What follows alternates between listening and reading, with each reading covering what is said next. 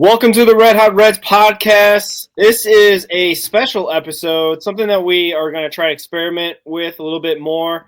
Something that's outside actually the Reds universe, a Netflix documentary that popped up last week, more or less, a documentary about baseball, but baseball that is a bit nostalgic, a bit kind of cool to kind of look back on and try to rethink of what was going on back then and whatnot. If you don't know, the documentary I'm referring to is Netflix's documentary called Who Killed the Montreal Expos? A look back on what happened to that team that basically went from being a very special baseball club that produced many great players to a team that ended up dissolving and turning into the Washington Nationals. How that happened, what happened along the way is something we're going to look at in this episode and try to weave in some Reds topics, maybe talk about a little bit of Miami Marlins. I don't know. We'll see where this goes. We are glad that you have subscribed to the channel. We hope that you can like and subscribe this. We'll try to do some more paid content going forward, whether it's about the Reds or about any other things in baseball. Ricky, I think this is just something we want to try to branch off and do from time to time. Not all the time, but, from time to time. So, yeah, get a little bit something other than just Reds talk, which, we love, but we also love baseball. And there's a lot to talk about. Game 4 of the World Series is going on right now, or Game 5 of the World Series is going on right now. And I think the Blue Jays just went back-to-back home runs, so that's cool. But baseball. Yeah. So without further ado, Ricky, let's start the show. Let's go.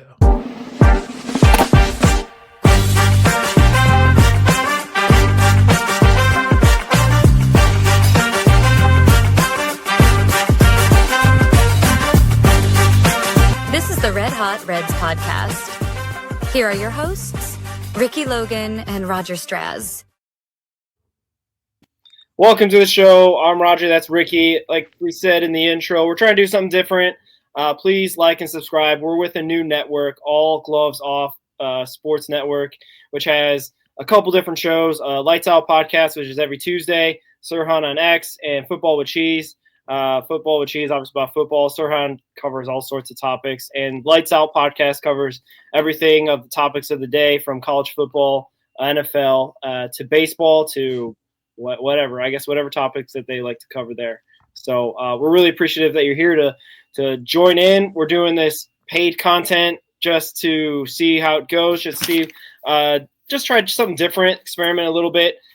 Like we said in the intro, today we're covering the Netflix documentary, Who Killed the Montreal Expos? And Ricky, I don't know if you knew too much about the Expos going into this. I knew a little bit, obviously being a kid of the 90s. It was not necessarily a powerhouse, it's not like the Yankees or anything like that. I guess you can kind of consider them small market, even though Montreal is a pretty big city. But what was kind of like your background information on the Expos going into this documentary? Yeah, so I knew a little bit about the team. I probably became real conscious about baseball probably around like 97, 98, around that time. So they were kind of on the downturn at that point. And I remember I always liked their uniforms. I liked their logo. It was always real cool. And they had a lot of good players that played for that team. Just going through baseball history, and then actually seeing them play in the documentary was cool, like Pedro and everybody like that. I didn't realize the talent that came through that franchise throughout the history. And, I learned a lot about how, government affects a franchise and how ownership groups can affect the franchise. And it's sad the way they went out, but there's always a chance they come back, but that's a long road away. Yeah, there is MLB expansion kind of on the horizon. Maybe whispers of an Expos return, not necessarily loud chants. Although if you ask people from Montreal or people that love that team, they probably are chanting very loud. It's just I don't think Commissioner Manfred's really hearing it that much, based on the information that we gained from this documentary, based on just kind of like the dynamics of the fact that it's a French speaking province in Canada. which I think we'll get into a lot later of what potentially caused a lot of these issues for the Expo. But I think that kind of plays a part in terms of just being kind of a different culture than, for example, American culture, American baseball culture for that. But anyway, there have been so many good players, like you had mentioned, like even before '94, with all those guys that were on that team that they had brought back for interviews. Like you said, Pedro, Larry Walker, just to name a few. I mean, they had the big unit, Randy Johnson, in the early to late '80s before he moved on to Seattle as a huge player. And they get into the later years of the Expos with a Vladimir Guerrero, the original Vladimir Guerrero Sr. So and that's kind of just interesting, just kind of look through all that because, I didn't never really thought of them as a contender, just as like my background knowledge. I always saw them as kind of like the farm system to other teams. You know what I mean? Like Guerrero, like Randy Johnson, like Pedro, guys that started off well, like got hot, probably couldn't afford them in Montreal, so they end up selling them to other teams. And that's how I kind of thought of the Expos. So like this documentary kind of showed me that no, actually '94, they were pretty good. And they unfortunately they hit that big roadblock that happened in 1994 in baseball, the strike, and that's kind of a big topic that we're going to hit on as well going forward. But yeah, it's kind of crazy. I feel like I thought I knew a lot about what happened with the Expos, but there were some things that I think this documentary brought to light that I had no idea what was going on. Yeah, and as a fan of our team, the Reds, you kind of feel similarities in a way to that franchise. Granted, Montreal's a bigger city than Cincinnati, but I feel like economy-wise, they're pretty similar. And like we remember what happened in opening day of 2022 when the great Phil Castellini made the comment that he said, where are you going to go? They kind of had their thing like that too. Not quite like that, but they were basically begging for a new stadium, and the economy was just tanking. How are we going to build a stadium when we can't even afford hospitals? It's a valid argument, but then it's also like that creates jobs, and that could also boost your economy by having that too. So there's ways of looking at it, but yeah, it's crazy how much that city lives and dies baseball.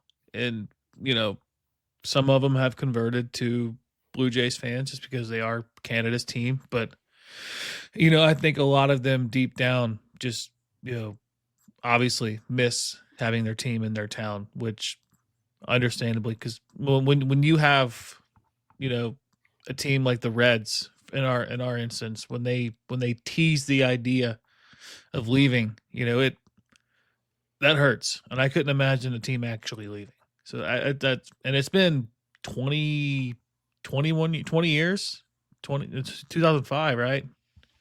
20 years. So I mean, that's a generation. Like there's kids, that have never seen there's adults that have never seen an Expos game, and that's crazy.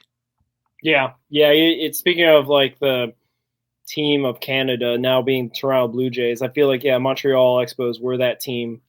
Obviously, though, there were the '93 or '92 Blue Jays winning the World Series, but it seemed like then possibly it was Montreal's turn in 1994. Also, it feels like the release date, just a quick note on this, October 21st when they released this documentary, was really well placed in my view because they knew the World Series was going to start on the 24th. Like they made that fixed date for Major League Baseball, which for better or for worse, I think that was kind of silly because NBA basketball does this too, where they say this is game one of the finals. And then if like there's a sweep in both the conference finals, then it's like 6 days of no basketball. That almost happened with this time around because the Dodgers like swept the Brewers. Luckily, it went to 7 games for Seattle and the Blue Jays, but still there's like 3 or 4 days of no baseball and a little bit of momentum lost. Neither here nor there.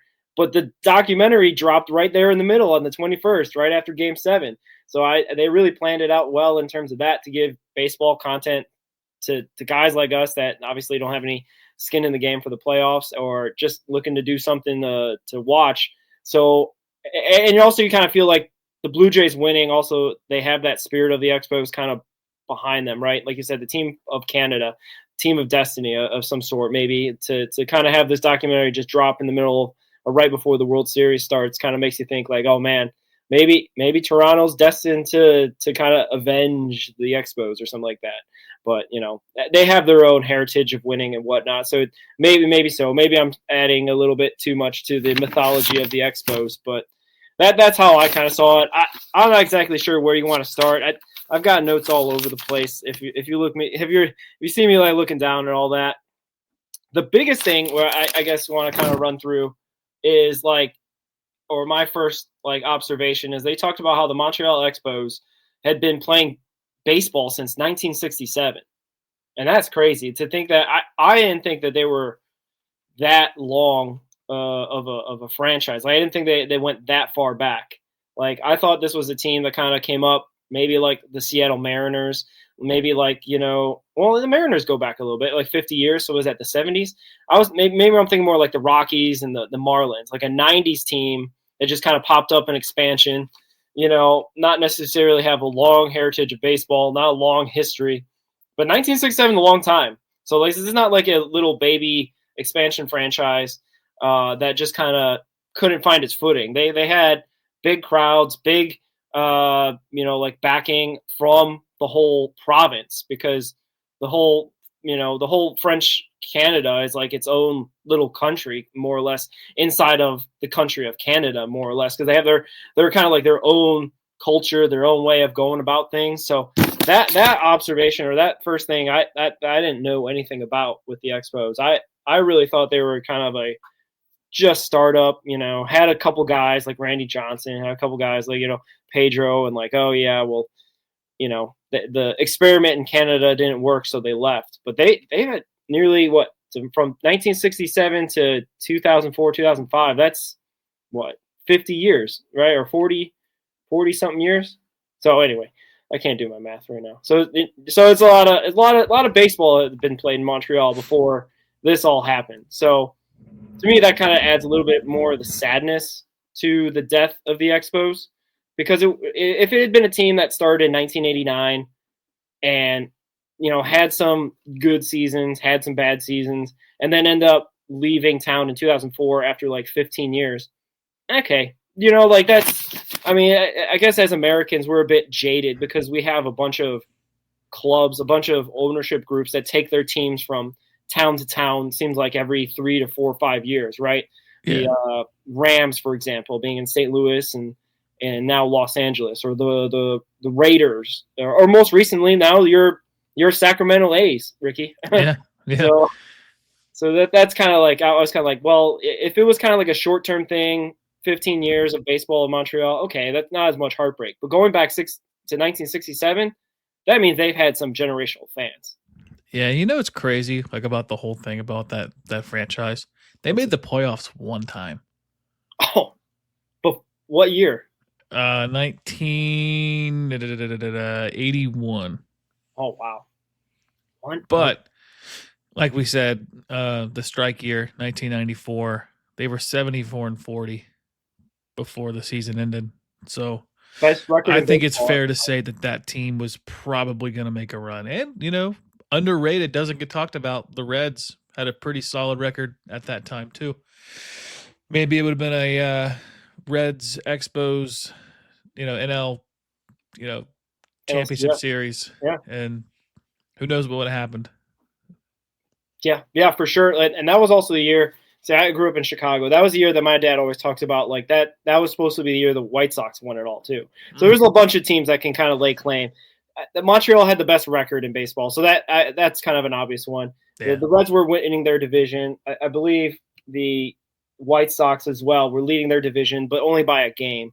So, like, I don't know, maybe the White Sox, and they were 20 games over 500, but the Expos were 34 games over 500. That's a pretty good team. Like that, you see that nowadays. That's a 90 to 100 win team. So like that's kind of crazy to see that. The Yankees though were pretty good as well, 70 and 43 in 1994. So like maybe it would have been Expos Yankees because the Yankees were kind of good through those 90s. If you remember back that far, Ricky, I kind of remember obviously they haven't won since 2009, but they were like perennially either in the World Series or like getting right to the door in the 90s and late 2000s, just kind of being that annoying what like to call it, evil empire. So like that was their brand back then. Yeah, it was funny with the Yankees. Just a little quick tangent. I remember I have a friend that in the '80s he was a Yankees fan, just because they weren't really that good in the '80s, and everyone talks about more recently how the Yankees kind of spent to get all of their players and stuff, but like in the 90s when they were going on those runs, a lot of all those players were homegrown players.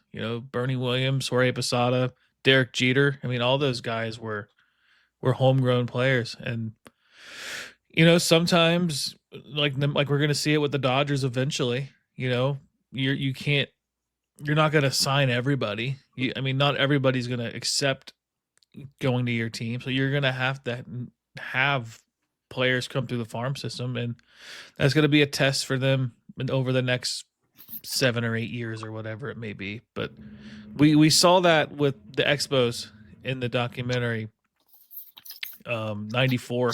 Well, that 94 kind of reminds me of like a situation that the Reds are in with the players, and I'm not comparing talent, just like contracts. Mm-hmm. Not a lot of players that had huge deals, but you knew they're going to go up, and they sold the next year. I mean, they traded 4 players that season. They let Larry Walker leave, and then they I think they eventually traded Pedro, right?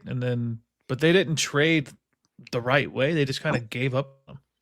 So I guess it just shows you, like, there's when you don't have financial flexibility, and they didn't even have a TV contract when they sold the team. Like, so there's a lot of factors that went into the whole process.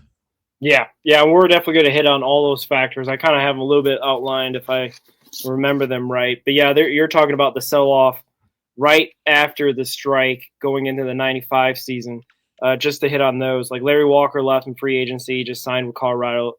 It wasn't even like presented a real like offer or whatnot. Yeah. It was kind of one of those situations. John Wetland got traded to the Yankees to basically then kickstart his career as a Yankee, and he won the World Series and a World Series MVP. Ken Hill, and then the one that really killed that they kind of hit on with that was Marquise Grissom. Yeah. Marquise Grissom got traded in division to Atlanta, back to like his home state. I think he grew up in Georgia and Atlanta maybe as well. But like he ended up being a pivotal team on that 95 team that won the World Series for Atlanta. All right. Yeah. So like it was kind of just like a what they call it, a white flag fire sale. They threw up the white flag and say, we give up, take our players, please. But the thing that before that is that what really ended up leading up to that fire sale was the ownership group that was in charge then. And this is the thing I didn't know going into this doc, because I know the Jeff Loria part of it, because I know, obviously the 2004 and being under administration stuff that we'll get to. But like he was then parlayed that into being the owner of the Marlins, who won the World Series in 2003. And we'll get to that as well. But before Jeffrey Loria was this French Canadian ownership group led by Claude Brochu and like 6 or 7 other French Canadian businessmen who like are true Montreal Expos fans, at least in the sense that they grew up, supporting the team and whatnot, and wanted to own this team and, keep it around in Montreal, basically, because what ended up happening, I think, is they had that strike in 94, and it ended up kind of causing them to have a situation where they were to avoid bankruptcy in 1995. So then that trades that I just outlined in April 1995, they got rid of Wetland, they got rid of Hill, and they got rid of Marquise Grissom, like right before the season started.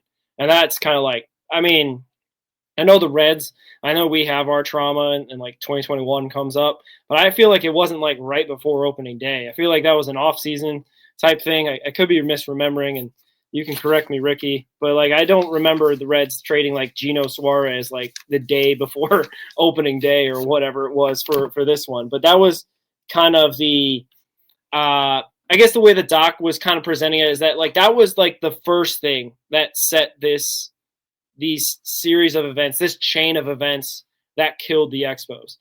This Claude Brochu led ownership group kind of looking at each other like, what are we going to do here? We can't sustain this. Unfortunately, our best shot of A, getting back to the playoffs since 1981, and also B, being the best team in baseball, 74 and 40 before the strike happened. Like that, at that point, they were kind of like, I guess, banking on a long playoff run to maybe make some revenue back or whatnot. And they ended up not obviously having that, and they fire sailed their best players. And that was kind of like the first pillar, if you will, that came crumbling down, that ended up having the Expos kind of crushed, or have the Expos kind of like start to basically, you know, dissolve and die. Yeah, so the original owner was Charles Bronfman. He founded the team in 1969, and he sold it to Claude Brochu and a group of investors. I think it was like 15 separate people, I believe, or 8. It was a healthy number of people. Probably too many, because they bought it for $100 million. But I feel like, and I think that they talked about it in the documentaries, you know, there wasn't much interest in baseball. More, it was interest in trying to make money, and you know that it doesn't work, because when you focus on baseball, you make money, and I think that could be a lesson learned there. But it was like so many people wanted to make this decision because of money, but then a certain amount of people would disagree with that decision because this other decision could make money. But in the long run, both of them were wrong, essentially, because they ended up not making money and their team got worse. So, and I think Claude Brochu gets a lot of the blame for that, just because he was the lead person in that. But it's really difficult, because I remember in the doc that they talked about, you know, the group was against Cloud for a while, and then when the next sale happened, they all kind of realized like, maybe this guy wasn't as bad as we thought he was. So it's interesting how in the moment you can think everything is so bad, but then, you know, one move can change everything. Yeah, and the real thing that's kind of ended up doing in Claude Brochu's leadership of this ownership group is that they had, after the fire sale, a couple years later, I mean, they had been basically playing in the Olympic stadium that was built for the 1968 Montreal Olympics. So it wasn't necessarily a baseball specific stadium, and that was okay, you know, through the 60s and 70s and 80s probably, because a lot of teams like our Redlegs played in one of those circular domes on the really bad cutter. Yeah, the cookie cutter circle domes that like everyone played on the same. So it wasn't baseball specific stadiums, because even the Bengals played in the Riverfront Stadium for a while before they got Paul Brown. But anyway, the point being is that it's an outdated stadium. By the time they started pushing towards trying to get a new stadium to keep the team here, because there was all the rumblings, I think, even before that, like obviously the fire sale and not having enough money to basically kind of keep a competitive franchise there in Montreal. They were like, okay, you know what's going to save us is if we get a new baseball-specific stadium in Montreal. I think they also mentioned that like Olympic Stadium wasn't necessarily near the downtown area, so they were going to build a new stadium closer to like all the hustle and bustle of Montreal. And like you said, it's not a small small city at all. I think we said it was like comparable maybe to I forgot what we were It's doing. almost like Chicago in a way. It's like 6 or 7 million people, I think, is the population in Montreal. I want to say it was like closer to 4, so it was like a little bit smaller in Chicago. I forget what we ended up. Charlotte. I think we're talking about like Charlotte. Like Charlotte. But anyway, We'll go with that. Yeah, point being is that it wasn't a small city. Cincinnati with Greater Cincinnati gets up to like 1.5, 2 million. They already have, I think, 4 million or so inside Montreal, and then I think 6 or 7 with the suburbs or whatever you want to call them outside of it. So they were just trying to push to get this new stadium, to keep the team there, to basically kind of reinvigorate the passion of the fans, because I guess that Olympic Stadium was not also being kept up, because they were like showing a bunch of imagery where rain delays in a roof. A rain delay in a roof stadium, which is wild. And they also had like snow that would wreck the stadium. This was like a Tropicana field back in, like what we experienced just 1 or 2 years ago. That Tropicana field basically fell apart after a hurricane. This time last year. This is basically like that was happening up there in Montreal. They had a very ancient stadium that needed the upkeep, or they just need to get a whole new one. And Claude Brochu kind of led that group, or at least was like the biggest voice to try to get that done. And what ended up happening, what Ricky kind of talked about a little bit, I think it was at the beginning of this episode or in the intro, is that Montreal's financial, like the city's financial like health was very bad. They were having problems just trying to like fund hospitals, like Ricky was saying. So like having that kind of come, like that timing was just horrible when you're like, hey, it'd be a good idea if we get government funding for a baseball team instead of for the hospital. Not really. That's never going to win a political campaign, I don't think, unless there's some weird, unless you're running, I guess maybe in like Buffalo, New York, where like I think that stadium is being funded by like 90% of the fans there, because they certainly don't want their football team to leave. But there's another tangent. But that basically was Claude Brochu, like his hopes and dreams kind of lived and died in that new stadium.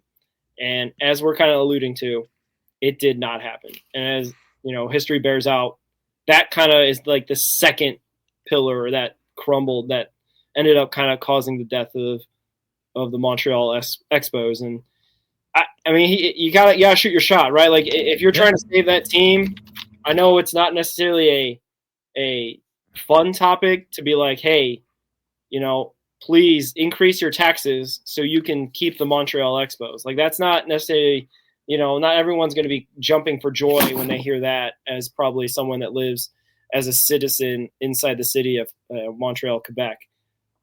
But, that was the reality of the time, especially for the Expos. I don't know exactly how else to put it than Claude Brochu. I don't really blame him, because how can you go up against the poor city financial health?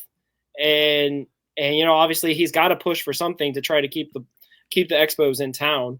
And that was possibly the only one, other than, which I think we'll talk about with maybe the Loria stuff, other than just having a big sugar daddy come in and kind of save the team. So I don't know. Yeah. So population wise, Montreal compares to Boston and Philadelphia as far as like population density, and also compares to San Antonio and Phoenix. Although like their population's more in the city, while Montreal's kind of spread out.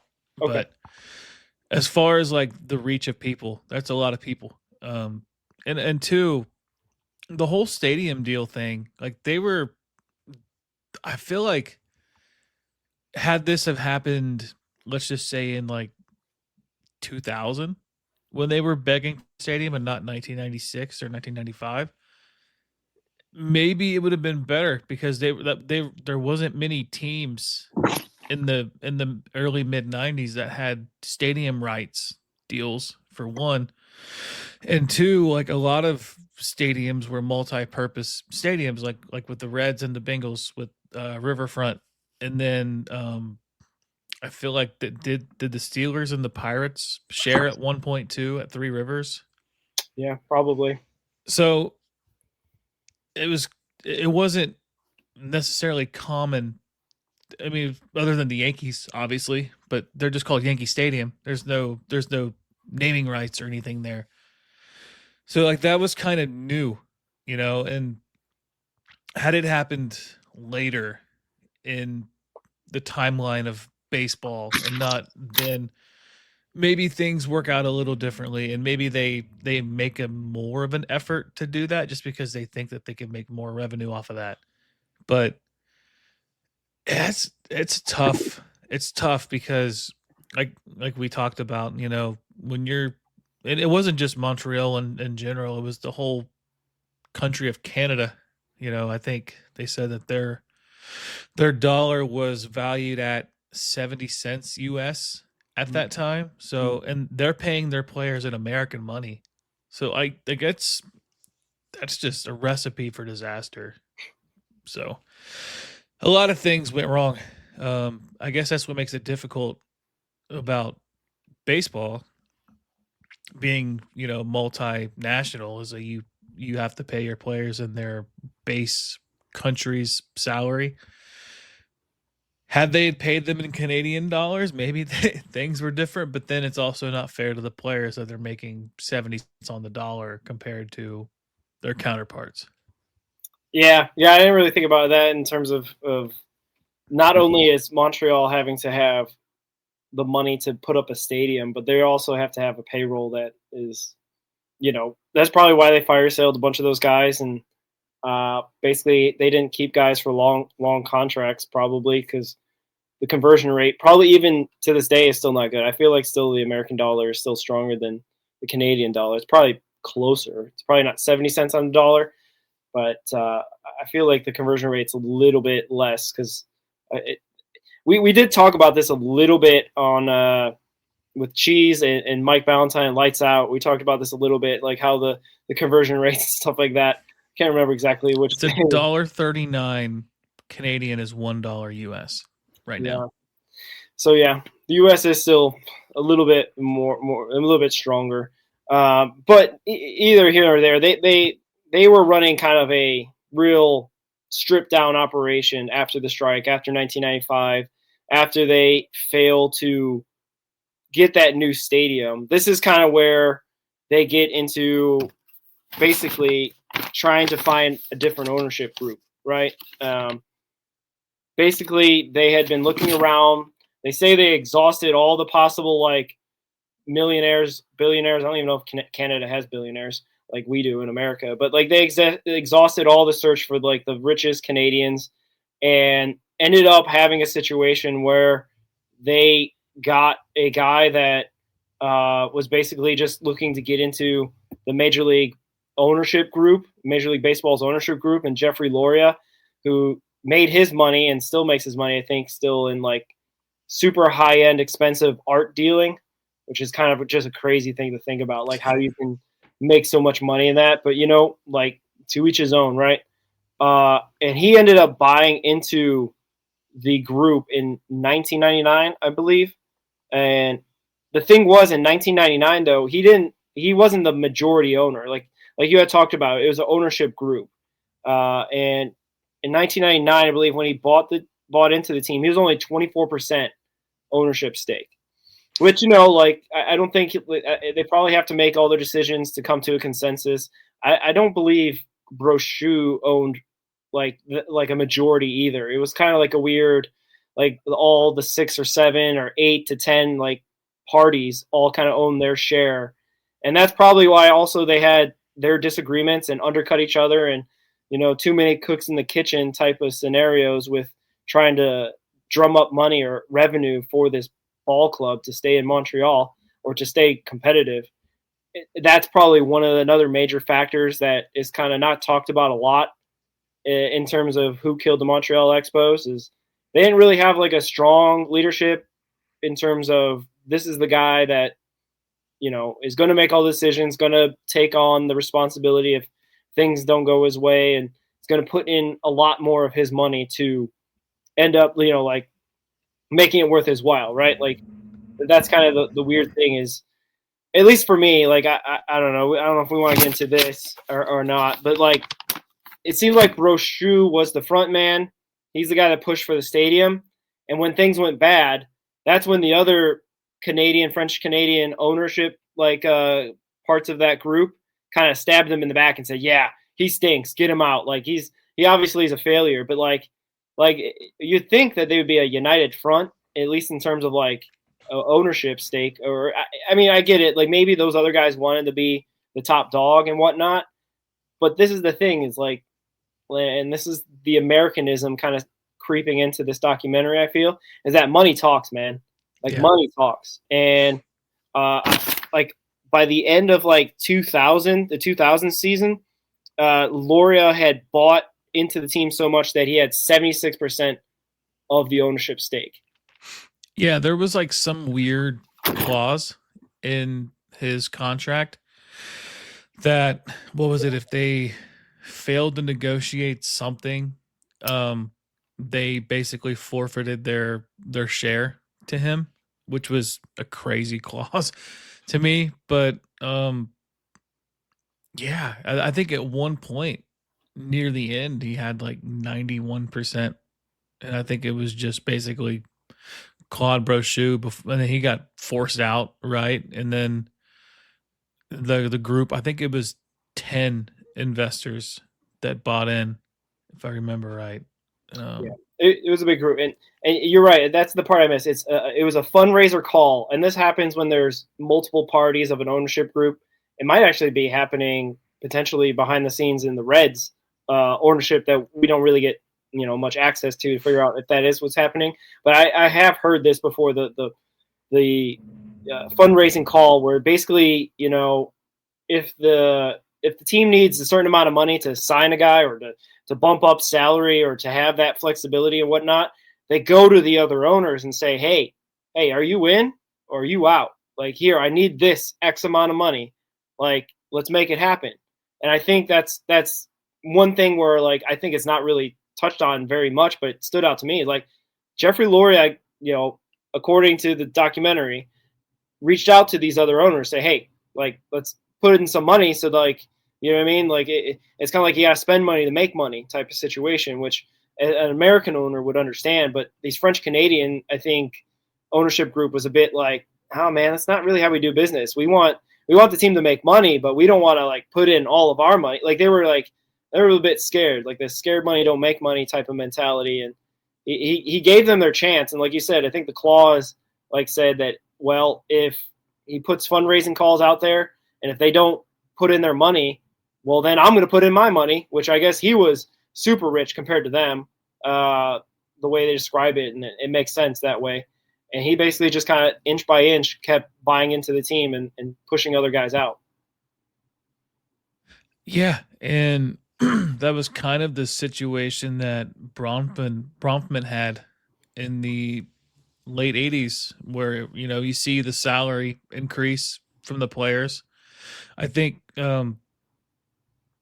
Dave Parker in the 80s was the very first $1 million per year player. And then for whatever happened over the next 9 years, salaries jumped up dramatically. And then you see in the 90s, you see guys making $4 or $5 million per year, and teams were closing in on $100 million payrolls at that time. Adjust for inflation, you're talking nearly $170 million basically for a team.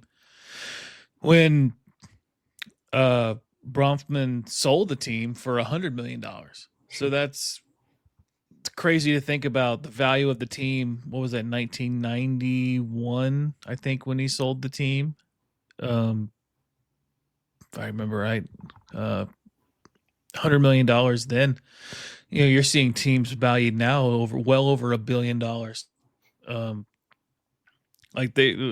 I don't remember how much the Castellini group paid to buy the team, but I think if they were to sell, they could probably easily get $1 billion for the Reds, just based off of Major League Baseball. They're going to want somebody extremely, extremely rich to buy a team. But yeah, going back to that, It's difficult when you have a group of investors that all have differentiating opinions when it comes to the team also. And that's what happens when you're in desperation mode to get financial support, and you just basically call up the richest people that you know, and you say, "Hey, you want to buy a baseball team with us, and we're gonna make money." And yeah, it just there's a lot of factors. There's a lot of factors. Yeah, I got an article here that says that the Carl Lindner ownership group sold the team in 2006 to the Castellini, contingency group for $270 million, is what was reported. So yeah, like not necessarily small potatoes, but that was the other thing that Mike and Cheese we talked about in a previous episode. I think maybe on their podcast, maybe their watch along on Monday. Was that the game that went 18 innings? Yeah, on that one on Monday. That's why I remember it. The Castellinis only like control 30% of it, so they're not even a majority owner. They have like a bunch of other ones, which kind of echoes a little bit how the Expos were run a little bit, which is a bit, not necessarily concerning. A bit. It's kind of like, ooh, I mean, but it seems like maybe all of the ownership group in the Reds they all get along, as far as we know. But I believe even though the Lindner sold their majority stake in 2006, they're still like a partial owner. I think we looked this up one day because it's on like the Reds website, like all the groups that are like listed as bought into the Reds. But it's very interesting that as soon as Loria started buying into the team, like you said, they had a bit of buyer's remorse of like, oh, wait, Claude Rochu was the devil we knew, but then the devil they didn't know, this Jeffrey Loria, this New York art dealer, is now like taking the team out from under them and running it with a very cold American-like business sense, which was I think personified in his president and son-in-law, David Sampson. And we could talk about him if you want a little bit, because he's another guy that went down with Loria to run the Marlins and ran it there. But like you had mentioned, when the team was sold, they had no TV deal because the way that Sampson and Loria viewed the Montreal Expos market is that they thought this was a market that they could try to get big money out of. Like they got rid of the what's the beer? They had like a sponsorship deal with it wasn't Molson. What was the other beer that's in Canada? But anyway, they had a beer sponsor that gave them like $100 million a year. They voided that contract saying we could get more. And they ended up almost getting, I think, Molson, the other major beer out there in Canada, to sign a bigger deal. But I don't know. Oh, Labatt. Labatt, yeah. Yeah, that's a good beer. I like that beer. Anyway, so like Labatt had like $100 million deal with them, and they thought they could get more. So they got out of that deal. And then also the local TV deal was like a sweetheart deal where they were not getting a lot from the Montreal television networks or whatever it ended up being. And they had got out of that deal saying, we're going to black you out because we want people to come to the ballpark, which is, a strategy that happens from time to time. You don't see that anymore, luckily. The NFL did it for a little while. Yeah, but they even stopped. Like the NFL had that power where, I remember I grew up in Chicago. If the Bears didn't sell out their home games, there was no game on TV that Sunday, which is crazy because that's like the late 90s. I want to say it stopped mid 2010s. Yeah, Chad Johnson was a local hero here because he would buy up all the remaining tickets and basically give them away just so we could watch the games on TV. Because, the NFL is an expensive product. Not everyone can afford to go to a game. No. Same with baseball to a degree. It's a lot more affordable, but it's a crazy strategy. Well, they were just trying to play their hand to do the American businessman thing of like get the most money as you possibly can because they thought they had a product in Montreal baseball's Montreal Expos baseball that people would want, right? Like I know they have Canadian football up there. I believe they have a Montreal Canadian football team, but they don't have like I don't know if they do much else up there in the French part of Canada, but like that was like the team I would thought that they would basically lean on to be like, hey, if you really want to sponsor this team, we're going to need all the money you can take. And I think that's where the cultural disconnect that I kind of alluded to earlier, that's where the cultural disconnect really started to show up in terms of it felt that they have, like, Canada has this team, Quebec, Canada has this team, but it's not seen as a profit-making enterprise that you would find in like the New York Yankees or Chicago Cubs or Los Angeles Dodgers, right? I think that's possibly where Loria and Sampson kind of they were butting up against the French Canadian culture, where they've loved this team since 1967 when they started playing baseball, and it was supposed to be like something that the ownership group would be a steward of, not necessarily taking this team for all it can give you, right?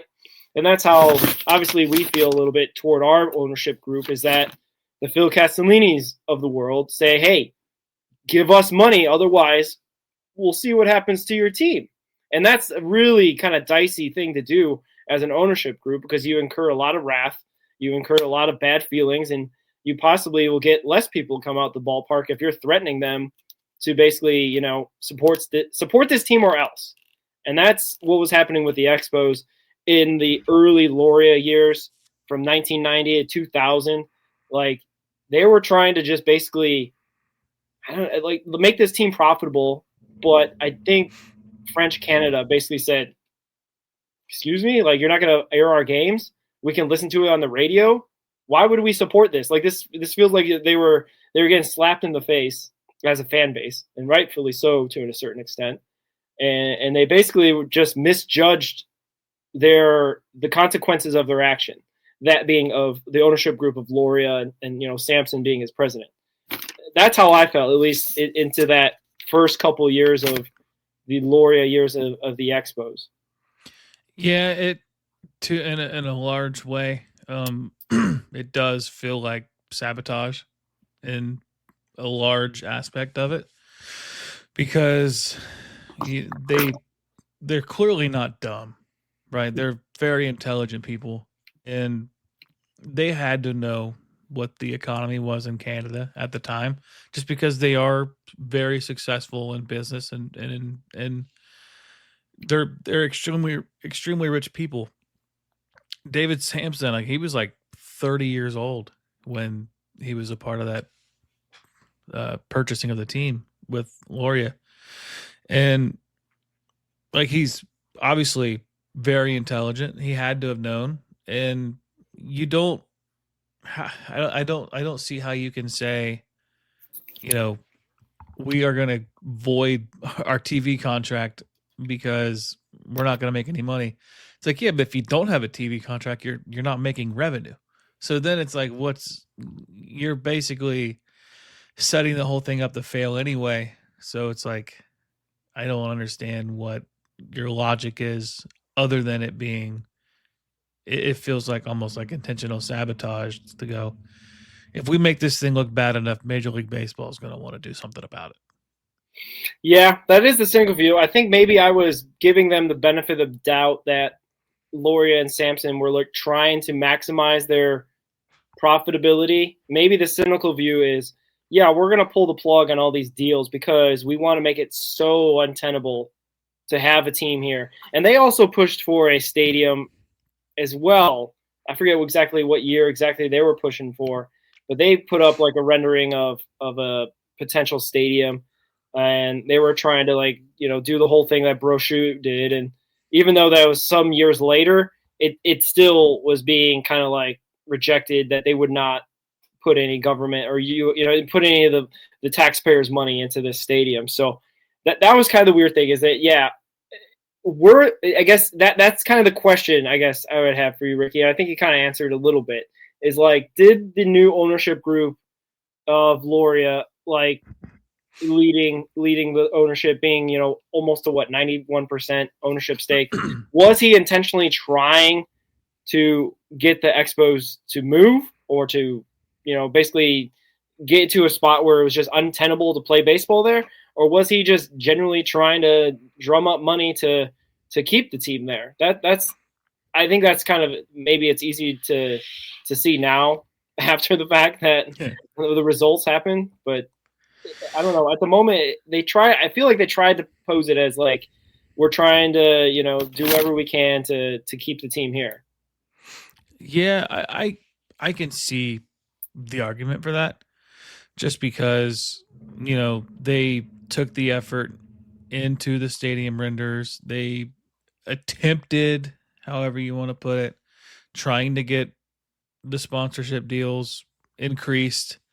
Maybe they just were out of line on how they did it, and maybe they got in over their head and didn't realize how bad it actually was in Quebec or in Canada.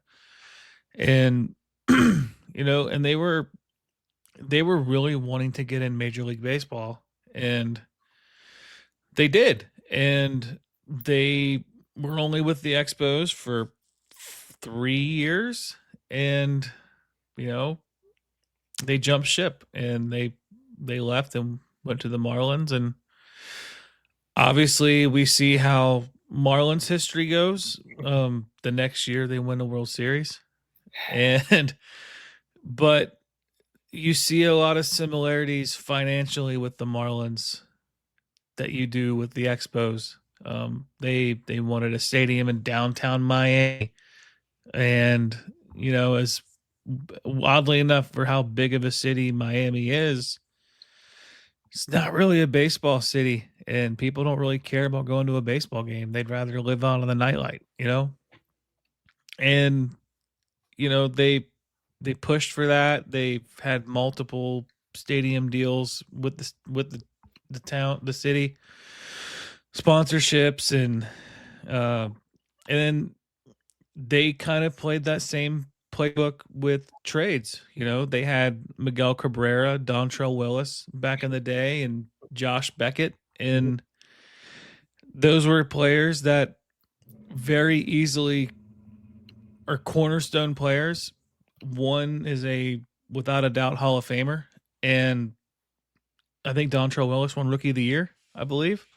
So they had a similar situation to what Claude Brochu had with the Expos in 1994, and they kind of took that playbook that they had and traded their players. Obviously, I think they made better moves, but they had.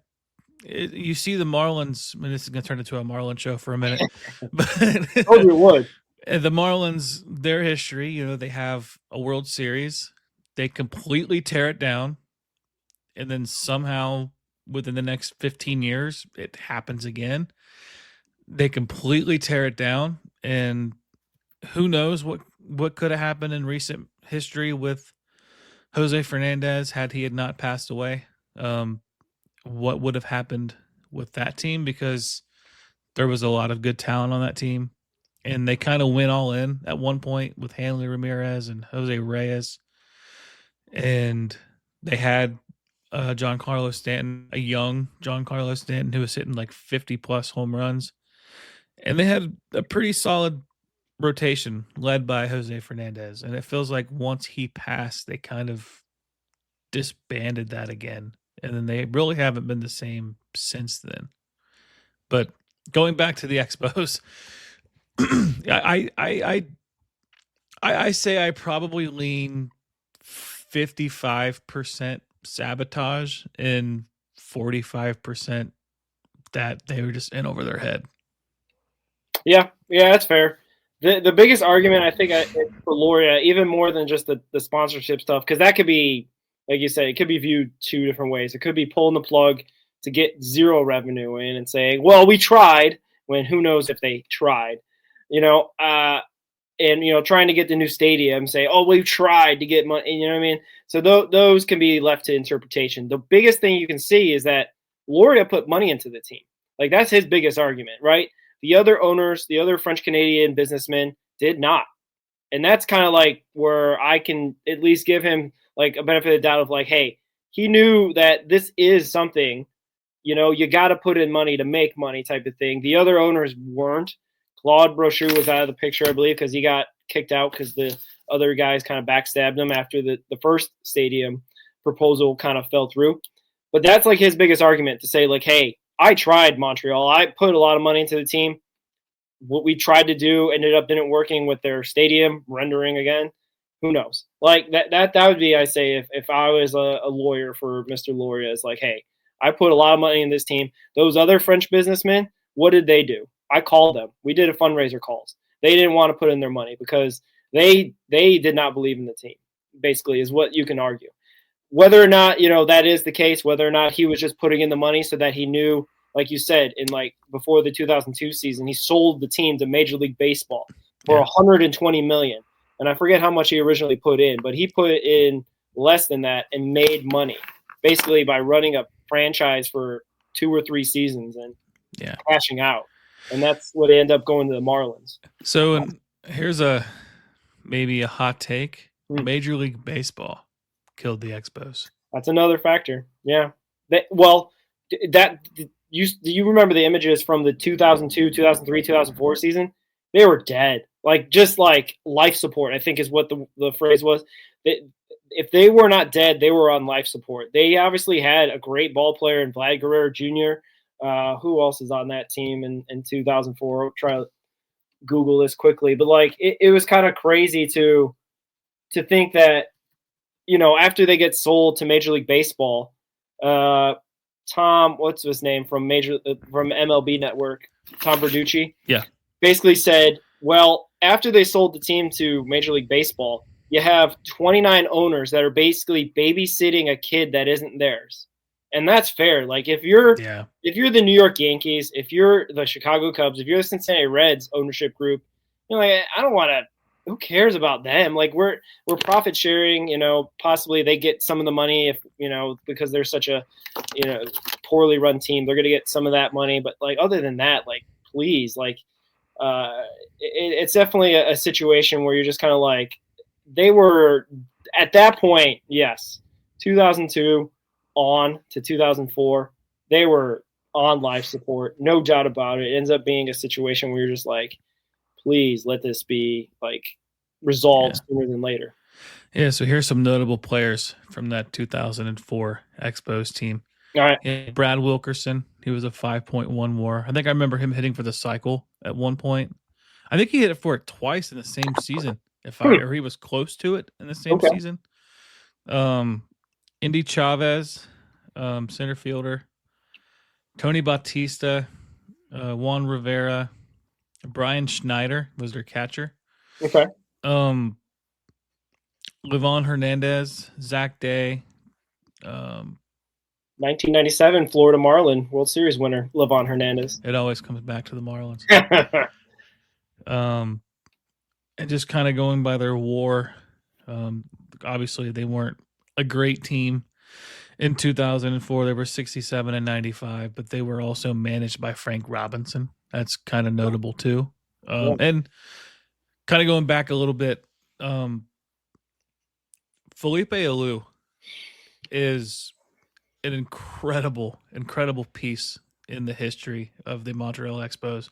Yeah. And, I guess not to spoil the documentary, but I think if you're an Expos fan, you know this. Like, they have Expo Fest every year, and that's crazy. And Felipe Alou, give him credit, he still shows up with his cane, signing autographs, and I didn't know this. He was the first Dominican-born manager in MLB history, and that was in 1992 or 91. Okay. So, I mean, that's pretty late in the game with the history of Dominican players in Major League Baseball. And just the Alou family in general in baseball is just great. But, the Expos have had some pretty significant names as managers as well. But on the Alou subject, like, he got fired kind of unceremoniously by Sampson and Loria during a game where a player's like, "Hey, you're not supposed to be here. You got fired." He's like, "I got fired. What are you talking about? I'm here." "No, you're not." "You're gone." So I might be like, maybe I'm painting them as this cold-hearted businessman ownership group. Maybe they're just jerks. You know what I mean? Maybe well, like if you sell art for a living, I mean, you probably have to be. I guess, but like that doesn't mean that the baseball operation has to be the same size. You know what I mean? I don't know. They sold them a bill of goods talking about all sorts of things in the documentary. Like, we're going to build a good team. Like they ended up increasing their salary in 2000 and whatnot. So they kind of were like trying to be like, hey, we're going to do this thing. You know what I mean? We're going to bring back the Expos back stronger than ever. But then they kind of all fell apart after that, obviously, as history will show, that they kind of just gave up on it, pulled the plug, and sold the team to Major League Baseball. And now, we know it as the Washington Nationals since 2005. So I don't know exactly where I'd land on I mean, that's definitely a pillar. Like the Loria ownership, failed ownership, if you will, of the Expos is one of the pillars that came crumbling down to kill the Expos. But yeah, I don't know. Like, can you blame Major League Baseball when it's like in administration, like owned by Major League Baseball? Like, what do you do in those scenarios? You don't find that kind of scenario very much, except Major League Soccer used to own like a big chunk of the teams when they were real young. And basically the whole league was on life support for MLS, just to do a quick history on that, because like there were like 3 or 4 owners, like the Clark, the Hunt family that owns the Kansas City Chiefs. They owned like 3 or 4 teams in Major League Soccer. The Anschultz team, the ownership group, owned like 3 or 4 teams. And like, it was just like a hodgepodge of like MLS owned a bunch of teams and like a couple other owners owned like the rest. So they were all just kind of like, I guess in a sense, like, hey, if we all band together, then we either all succeed together or we all fail together. But that's not the scenario with 1 out of 30 teams. You know what I mean? Like, all the other 29 teams are not looking to be charitable necessarily to the one team that's under Major League Baseball control. So I don't know if I could blame Major League Baseball per se, except for maybe just find an owner quicker. Yeah, and I think another, I guess, kind of pushback on that would be, obviously Major League Baseball is an American company, and they probably didn't see it profitable, which today is totally different just because of how much money there is in baseball. Like, Toronto's fine. There's no issues with Toronto. They just paid Vladimir Guerrero Jr. $500 million. So they're good. And they're potentially 2 wins away from a World Series. So that's not an issue. But I guess maybe Major League Baseball, and more specifically Bud Selig at the time, maybe understood more of the economics of Canada and Quebec and Montreal, and maybe figured, there's some cities here, and they pointed to DC, and they were the biggest market in the country that didn't have a baseball team. And you look at the then Redskins, how they were doing, and financially, I mean, it's football, but like financially, Washington D.C. sports teams usually do pretty well financially, and there's a pretty large media market because just DC in general is what Virginia, Carolina, and Maryland. So there's 3 states, and obviously, political climate and stuff like that, but it's a pretty significant area. And I think they just kind of said, hey, if we can get this team, this is the only team that we can make this happen with right now. And they're ready right now. Let's make it happen. And obviously it took 3 years, basically 2002 through 2004, the end of 2004, to make it official. But yeah, I remember when that happened. It was like I was pretty young, but like it's a big deal, like a team moved. Like, you just don't see that all that often. Like, you look at the NFL, like, when was the last time teams moved other than when the Rams and the Chargers moved? It was like early 90s. Yeah, Oakland and the Vegas Raiders. Yeah, I mean the Rams have moved back and forth. They went from LA to Oakland. back to LA, to Yeah. Oakland, to Vegas. Yeah. And then another one, I guess, that moved that technically, what was it? The Colts.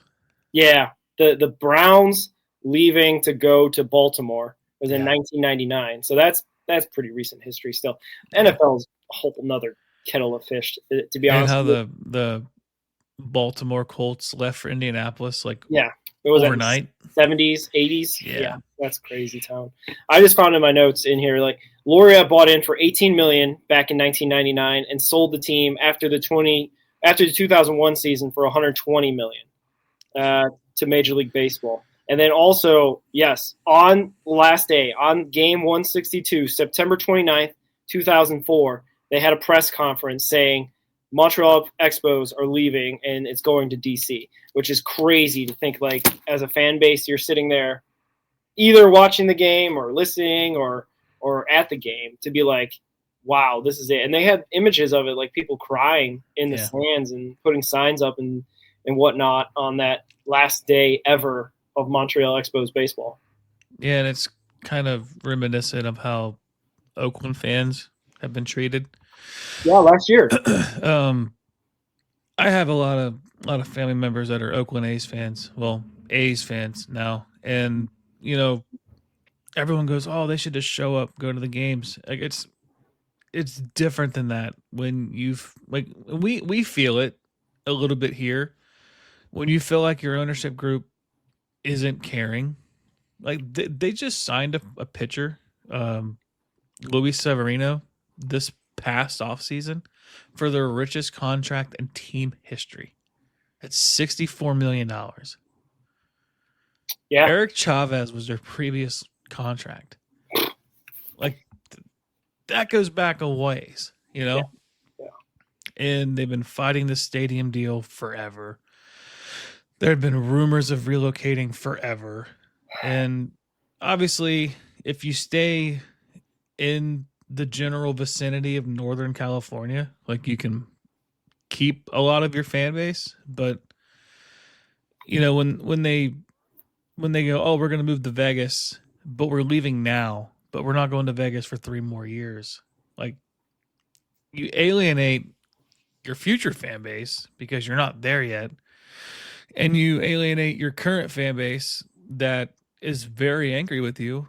And you also alienate your new fan base that when you move to a temporary city, that there are a lot of A's fans in Sacramento that they were begging for them to be the relocation city. And, you lose that, but you have them for 3 years in a minor league baseball park. And it's just, and they don't even include you in their marketing. They're just going by the Athletics. They're not even called the Sacramento Athletics. They're just called the Athletics. And their billboards and everything still say Vegas. Like when they do their post-game pressers, it says Las Vegas A's. And it's like, you're not even there. That's one of the sponsors as well. Like, yeah, Visit Las Vegas. Yeah. And you look at how that whole ordeal went down. It's just, that reminds me a lot of the Expos and just looking back at this documentary like that. Yeah, look forward to that documentary in 15 years. But yeah, it's kind of crazy that this documentary revealed a lot, but then it had echoes of what's happened since then and will happen possibly in the future as well. Like you said, the Oakland Athletics, Sacramento Athletics, Las Vegas Athletics are the most modern example of history repeating itself. Maybe not repeating itself, but at least echoing, and just having that kind of disconnect between fan base, ownership group, and like the overall just kind of, I don't know, health of the game, I guess you can say, what is best for the game type of conversation. So I don't know if we want to get into those because I've kind of got some bigger, zoomed out kind of questions or whatnot. Or I don't know if you have any other observations from this documentary, anything else that kind of stood out that we didn't touch on? No, yeah, it's just kind of crazy. The Expos Fest thing, like you mentioned, that's crazy. Like that's how much they still they still have they love for their team. And the 1994 World Series champs, they have that. They claim that title. Hang the banner. So okay, all right. Well, then before we get all big picture, do the Expos win it all in '94? I think there's a really good chance that they do. I think they had youth, but they weren't too young, and they had a really good manager, and that's a recipe to win. And I mean, they probably win 110 games, and I think they do. Yeah. Just to quickly kind of go through some of the guys on that team, and this is through just 114 games. Felipe Alou's son, Moises Alou, 5.1 WAR. Marquise Grissom, 5.1 WAR. Larry Walker, 4.7 WAR. Butch Henry, 3.8 WAR. Will Cordero, 3.1 WAR. Ken Hill, that was one of the other guys they traded to St. Louis, 2.9 WAR. Jeff Facero, 2.4 WAR. Young Pedro Martinez, 2.2 WAR. Like the top, and John Wetland, the guy they ended up trading as well after this season, 1.4 WAR. Like they have some guys. Like it was kind of crazy, and that's not even like including guys like Cliff Floyd was on this team. They have who else? Rondell White on this team. Not necessarily like, I think they were pretty young at this point and whatnot, but like, yeah, I think they had a pretty at least legit chance. If they go Freddie Benavidez. Is he on that team? Yep. Oh my goodness. You know who also played for the Expos? Not on this team, but in the 80s. Oh. You know who? Mr. Tito Francona. Ah, nice. He played there for 4 seasons. He played there longer than he played for the Redlegs. Yeah, Freddie Benavidez was 28 years old, playing second base as a bench player for the Expos in 1994. He likes the bench. He likes staying there. Anyway, shout out to him. That's great to see that. That's it. Like I said, the heritage of the Expos has all. Like I was trying to look up, they should probably have a page dedicated to all the guys that made the Hall of Fame that ever played for the Expos because it's a long list. And the Mariners. Just back in those days where they were trading future Hall of Famer after future Hall of Famer. Yeah, that's crazy. But yeah, I think they at least get the NLCS. Maybe play the Cincinnati Redlegs for the right to go to the World Series. Like 'cause the Dodgers were the other division leader, and they had a 58-56 record, not setting the world on fire. While like Expos were 30 games above 500. It potentially would have been a Yankees Expos World Series for David versus Goliath, as it usually goes down against the Yankees unless they're playing against the Dodgers. So I don't know, it's kind of crazy to do revisionist history, look back and say, yeah, that would have happened, but I mean they were really, really good, and then unfortunately bottom fell out and they just started to stink. I mean, they literally went from first to worst in that division. 95, they went 66-78 and were 24 games back behind Atlanta Braves. So that's crazy just to think of it like that. Their pitching staff that year, every pitcher had a positive WAR except for Kirk Ruder. Okay. And that's insane. As far as guys who had more than 10 games pitched for the season. Yeah, that's wild. Just looking back, I didn't realize how good that team was until I saw this documentary, because I was 2 years old in 1994, so obviously I wouldn't have any memory, but obviously I know who Ken Hill is. I know who obviously Pedro Martinez is. Larry Walker. And you see 22-year-old Pedro with an 11-5 record with a 3.42 ERA, and that's bad for him. Yeah, but that was him learning. Yeah, no, that's incredible. That's crazy. That's a 22-year-old. Yeah, I forgot that's actually really good for a 22-year-old. And you had Moises Alou batting 339, Larry Walker batting 322. You had bench players like Lenny Webster batting 273, Lou Frazier 271, Juan Bell 278, Rondell White, 278. Freddie Benavidez batting a cool $188. Hey, future coach. That's a future coach's batting average. Right. Yeah. Anyway, yeah. He was learning many. And what you can't learn from a better manager than Felipe Alou. I mean, just he was like that perfect mix of former player and being good at it, but also knowing how to teach it also. And obviously, and throughout the history of baseball, that's not that common, and because a lot of the good managers or players that really weren't good.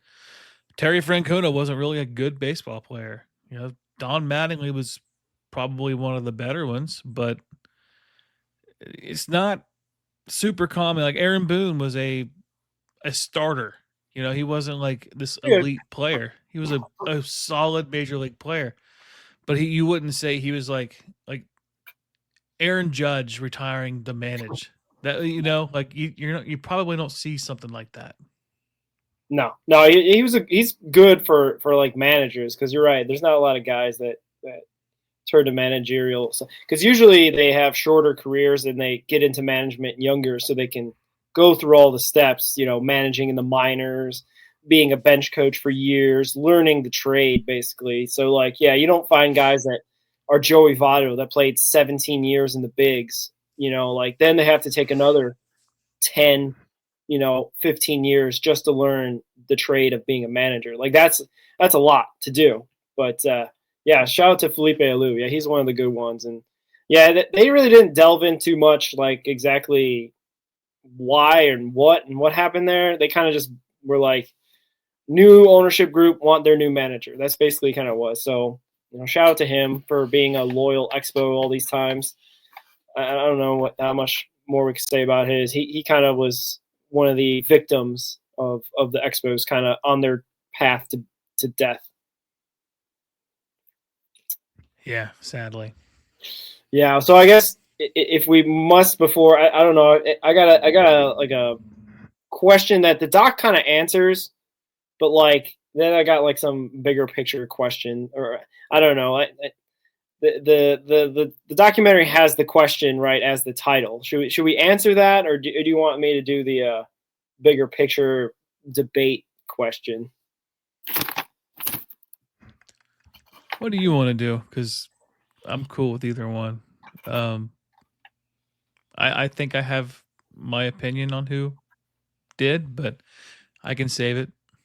Yeah, I think I'll do the bigger debate question about what the role of ownership and public money in stadiums. That could be another episode, I feel, now at this point, because we can reference back to this and the Reds and all the other stadium deals end up being. So I guess the last thing we can go out on and talk about, and you don't have to answer it completely, because the doc kind of answers it at the end a little bit, but who killed the Montreal Expos? I think, if I'm going to be realistic about it, I think the government of Montreal. I think just their lack of support. And I get it. It's hard to give support to a baseball team when you can't financially support your city.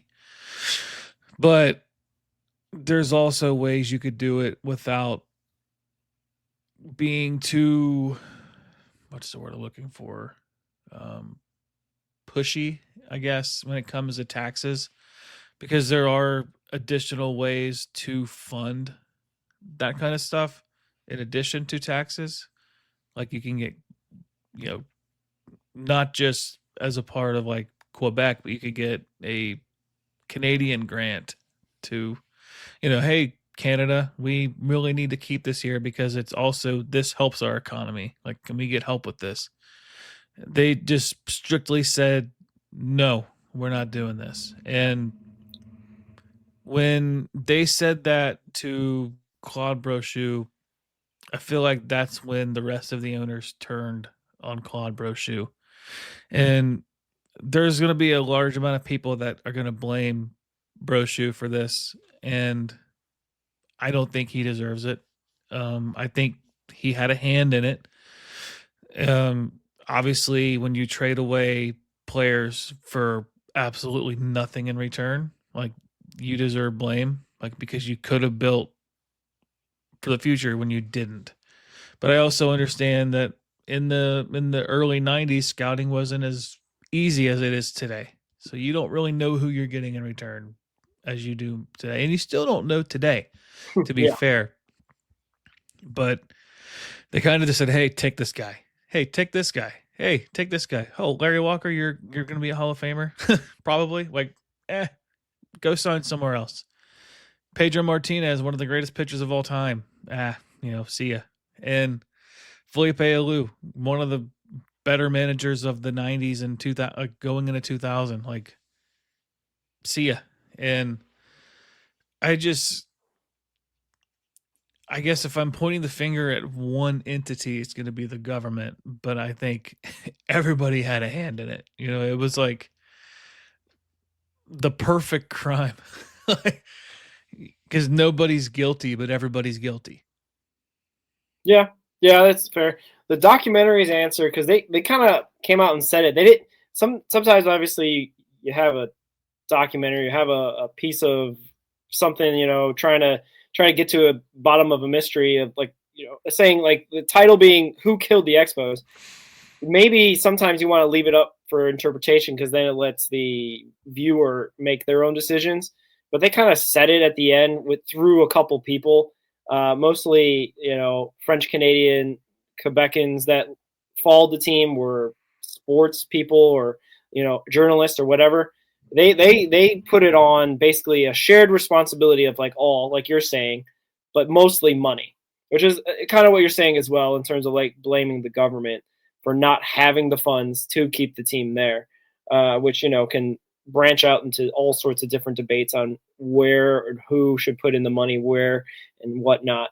But I will definitely say this, and I don't know if you remember the first thing I texted you. I didn't. I was only 5 or 6 minutes into it, and I already knew who I'm blaming, which is probably not good, because it's kind of like tainting the jury pool, because I already know a little bit about Jeffrey Lurie and whatnot. But, like, 5 minutes in, I'm like, my first text to you watching it was like, Jeffrey Lurie killed the Expos.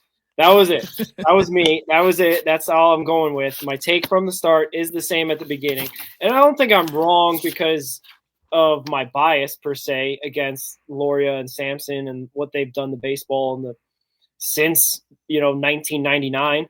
But, like, basically the team was on the trajectory of death with the brochure stuff, with the government rejecting any public money to be used for a new stadium, with the fire sale to avoid bankruptcy, with all that stuff. They're on the path, right? Yeah. And just because you're on the path doesn't necessarily mean you're going to die, right? There's a lot of situations where people end up going, down a path of possibly, getting close to meeting their maker, but make a miraculous turnaround, or just, get healthy because the doctors did a miraculous intervention at the right time, right? That doesn't necessarily mean that Brochure should, take 50% of the blame because he set them on that path. You know what I mean? I get it. He is a guilty party in so much that he didn't get the job done. And then he got stabbed in the back by his so-called friends. Okay, fine. But the real person who killed the Expos, for sure, for me, is Jeffrey Loria. Like, and I guess now I'm on the cynical path of taking all those sponsorships away, taking the TV access away to the people of Montreal. That is putting the team on life support. That is putting the team in a situation where you can't win. And the only way you can win is if the team leaves, right? And you start over fresh somewhere else. To me, that is the death knell. If anything, if there was maybe a different ownership group that was possibly more patient than Loria, maybe the Expos are still around. Maybe. It's not a guarantee. They would have to be pretty patient to wait.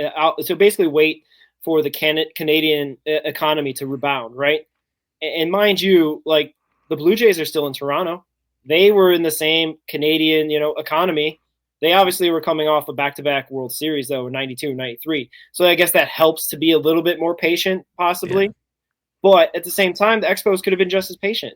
I feel like the Loria, he basically pressed gas. He if there was going to be a death, it got accelerated by Jeffrey Loria and the decisions of David Sampson and the baseball organization.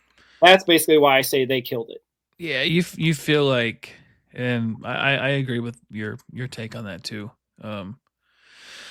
You look at how quickly he did what he did, and then jump ship to go to Florida, the Marlins, and he got back into the U.S. and but I do give him like the slightest amount of grace just because it was in an international foreign market, and maybe he just didn't understand how Canada worked as opposed to the United States. But I also they weren't nice people, they weren't. I don't know how David Samson was super young.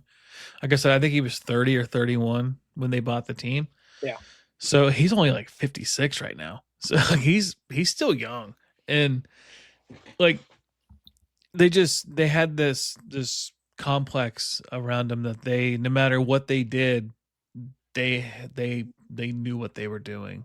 And we tend to think that what they were going to do is get this team out of Canada, whether it was with them as the owners or not.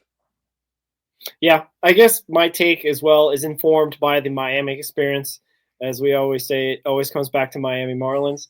But seeing them pull the same antics more or less with Miami, getting that stadium done in 2017 or no, 2013. When did they? 2012, 2013, somewhere around that time. They sold the team in 2017. That's why it stands out. But anyway, around that time, they're pulling the same antics. We need government money. Otherwise, this team's going to move. Otherwise, we can't have baseball in Miami or Southern Florida, whatever you want to call it. Yeah.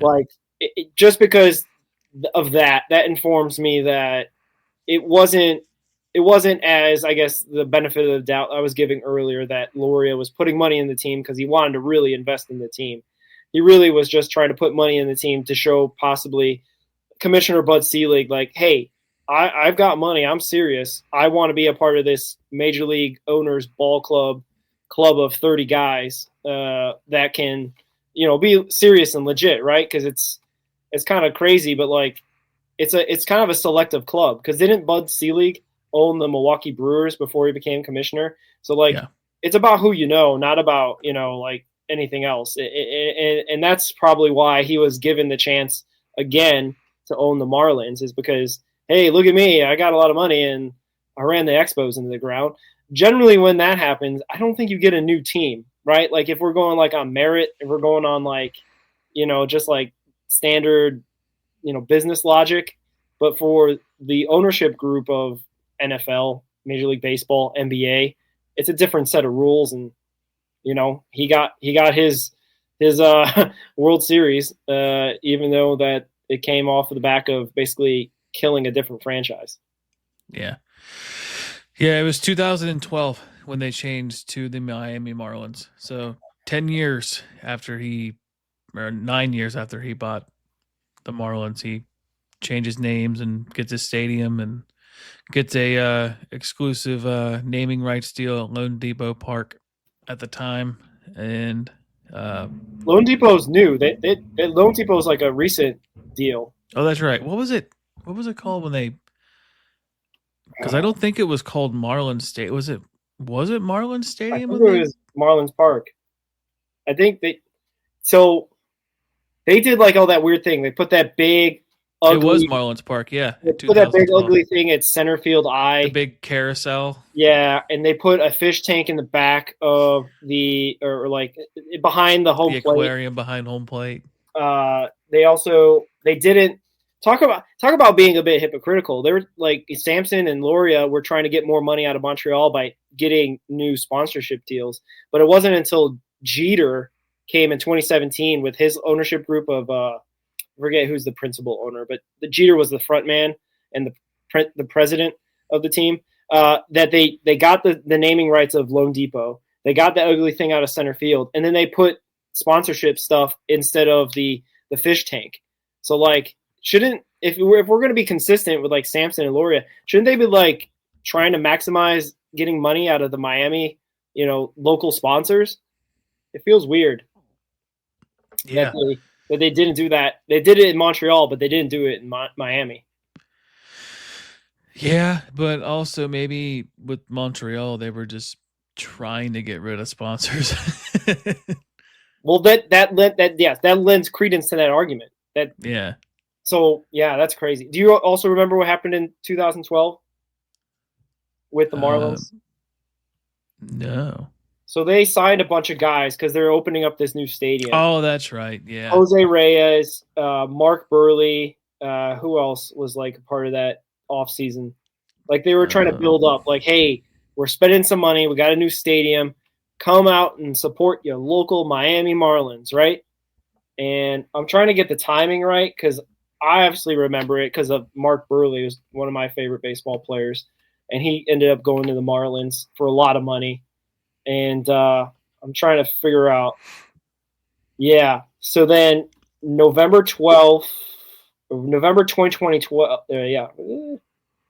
Where is it? No, I can't even.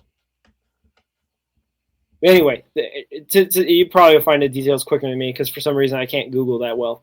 In 2012, sometime, they sold everybody to Toronto Blue Jays. They got rid of everyone that they just signed the previous year. Just like pulling the plug. I think around that time. No, they probably. When did they trade Giancarlo or Mike Stanton back then? They traded him as soon as Jeter took over. In 17? Okay. Yeah. So they just extended that was the thing with Giancarlo. They extended him, paid him for like maybe a year or so, and then sent him to New York. Yeah. And ironically, they still pay like $2 million a year to Giancarlo Stanton toward his massive contract. The Yankees took a bunch of it, but not the $2 million. That team had Carlos Lee at first base, Jose Reyes at shortstop, Omar Infante at second base, Hanley Ramirez at third, Logan Morrison in right, Emilio Bonifacio in center, and Giancarlo Stanton in right field. Bench players, they had Austin Kearns, Gabby Sanchez. Trying to find some positive WAR players. Justin Ruggiano, Donovan Solano. Pitchers, Mark Burley, Ricky Nolasco, Josh Johnson, Carlos Zambrano, Anibal Sanchez, Nathan Eovaldi, Wade LeBlanc, Jacob Turner, Ryan Webb. Like, there are some guys. Heath Bell was on that team. They were terrible. That team stunk. They went 60, 69, and 93. They finished last place in the division. I think that was they hired Ozzie Guillen as their manager. Yeah, I remember. And I don't think did he make it out of that? No, he didn't make it out of that season. That was the season he praised Castro. Of course. That's when they had to get rid of him because he went in a press conference. And I guess I'm saying it most flamboyantly, but like he just like he said something nice about Castro and said that he supported him. Like he wasn't like saying like, oh, he's the greatest guy ever. Right. It was just something really weird, which the reason why it has obviously, anyone that knows about Cuba and whatnot, Miami's like their go-to place. Yes. Like if you know anything about Cuba, like Miami is all ex-Cubans.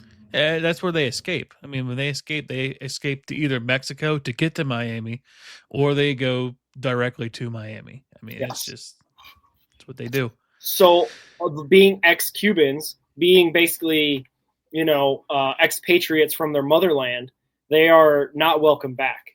And if they are, there's consequences. Obviously, Randy Arozarena is one of those guys. If you know his story, he escaped to Mexico, which is why he played for Mexico in the World Baseball Classic. But he's an ex-Cuban that got away on a trip like this is what happens a lot. If Cuban baseball is a visiting team to like your country for like a trip to World Baseball Classic, for example, they like have to monitor their guys so much because a lot of them try to escape and go to whatever country they are and stay there and hide. That's what happened to Rosarena. He ends up Chapman.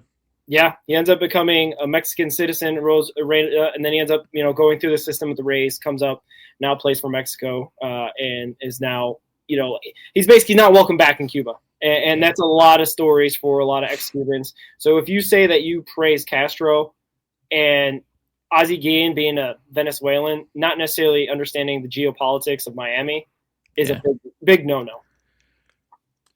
Yeah, it's it's crazy. He made it one season with the team. I think he got fired mid-season. He went 69 and 93. So I think he finished the year. Okay. Must have been an off-season. Yeah, it wasn't good. Crazy times, though. That's a crazy time in Marlins history. Like I said, this is the alternative Marlins podcast. Red Hot Marlins. But yeah, it's crazy stuff that, I don't know. Just the Expo stuff is crazy. Just look back on.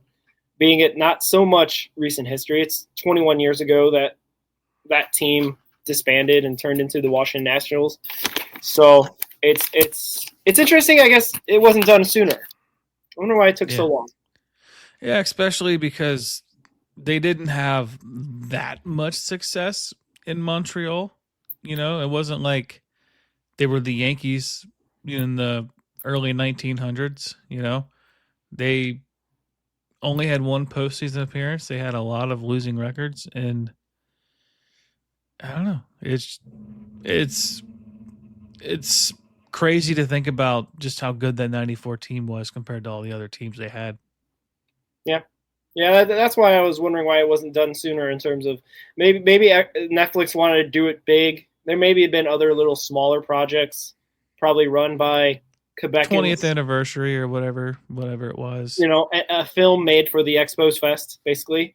Yeah. Looking back on the 94 Expos, maybe that's something, or looking back on the last season, 2004, there probably has been projects out there. I think Netflix just did bigger and, I don't know, better. I don't know. How'd you feel overall it was presented as a documentary? Because I guess I should have talked about this sooner, but like documentary is kind of a watered down word nowadays. Cause like you get like the player documentaries, but like they're all like the players you can tell have like a huge influence on the narrative, know? So like the documentary, sports documentary especially, is like, yeah, it's basically just someone's opinion about themselves put into, television form. Yeah. I think overall, this was a really good documentary. I think they presented the case for every possible candidate for, their day in court, so to speak. They handled it pretty well. Obviously, I don't remember. Loria didn't speak at all in this documentary. It was just Samson. But you got to hear from Claude Brochu. You got to hear from former beat writers for the team. You got to hear from a few players that played for the team. The former manager that managed the team and fans. You got to hear a perspective from everybody. And it was like, I think my one of my favorite parts about it was when you feel like you're starting to turn on Claude Brochu, and then they present Samson and Loria, and you kind of go, okay, this guy, I get this guy now.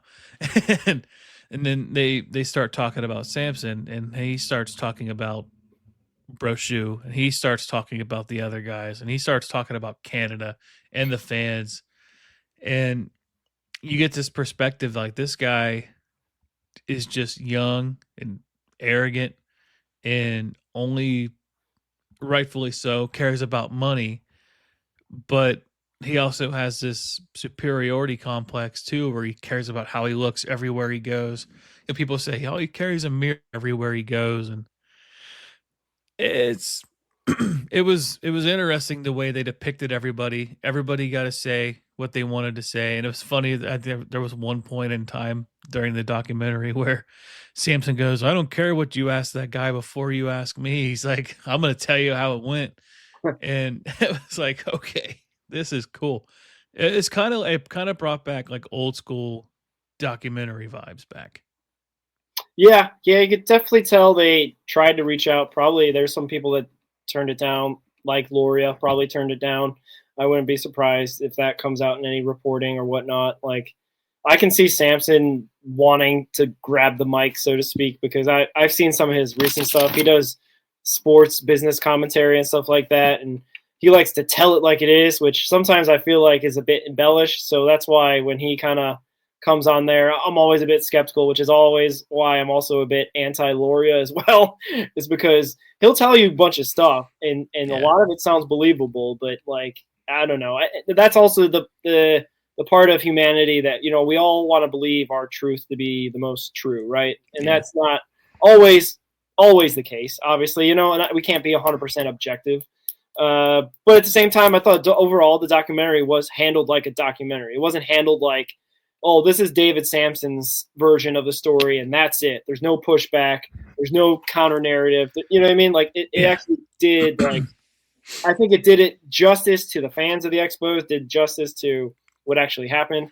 Yeah. It didn't, like, throw in a bunch of propaganda. I feel like the general arching sentiment of the documentary was the team left the city and it left the country, and the fans are devastated. Some former players devastated too, because they got attached to that city and they still go back and celebrate that team. And I feel like that was just like the general narrative was like, this team was beloved by a lot of people, even though they might not have been the best team, except minus 1994. And had the strike not have happened, who knows what happens? But I think a lot of teams could say that too. But yeah, that team, even to this day, is beloved. And every once in a while you hear rumblings of relocations and expansion, and you hear, what about the Expos? What about the Expos? And I think that would be kind of a cool full circle moment just to see if that could happen again. But it doesn't seem likely, just based on the other teams or the other cities you hear rumored. But I feel like they deserve, no pun intended, their day in court when it comes to their resurrection. Yeah, that's fair. It's possible. I think it's more unlikely to happen. The thing though about baseball, and I often make this joke, even as the Reds fandom that we have here, it's like the Reds really make it hard for you to be a fan, in so much that, like, what I mean, it really tests your patience, and just even to be a baseball fan. That can be true for a lot of franchises, Rockies, White Sox, for example, at the current moment. Oh man, you gotta be really committed to be a baseball fan. Even if, like, your team stinks, even if your team is good, like, you still 162 games, 6 months of the year, they're playing nearly every single day. That's a lot of commitment. Obviously, there's a lot of casual fans as well for baseball, but to be like a hardcore fan, it takes a lot. So when you got a team that's been there since 1967 and they are in hard times, you know what I mean? Like, you kind of suffer with them, right? You suffer with the franchise, suffer with the players. Maybe less so with the ownership group, depending. But, like, then for them to leave, it's like history being uprooted. The same thing echoes with the Oakland A's. Like, all the stuff that went down in Oakland, their last season was 2024. So, like all the stuff of them just, like, being ripped, just being their heart ripped out from them, because baseball takes so much, right? Like, it takes so much because you're never guaranteed anything in baseball. Other sports, you can, be 500, like basketball, you can be like even losing record, get into the play-in, get into the playoffs. Hockey, same kind of thing. 8 teams make the playoffs out of each conference. Football is really random, where, like, a lot of because of the salary cap and all that, it changes over a lot quicker in terms of like you can be good for like this year, but then be bad next year, but then be good again the next year. Baseball, it goes in like, I like to measure in like 15-year waves, because ideally there's 15 teams in each, league. You should have a chance about every 15 years to be the top dog in the league. That obviously doesn't happen. The Chicago ball clubs didn't win it for hundreds of years. The Reds, the Pirates, there's lots of teams that they have to wait their turn. So but then you get a team like the Marlins who come in and within their first couple seasons win a World Series, and then they win it again just a few years later. But it's also been since 2004 since they've won. So it's been now they've hit their 15 years, and so let's see what happens with the Marlins. But it's crazy how baseball works. And I guess maybe my final thought that I have, the 1994 strike was because of owners wanting a salary cap. Cool. And we're seeing history probably the worst example today why baseball needs a salary cap.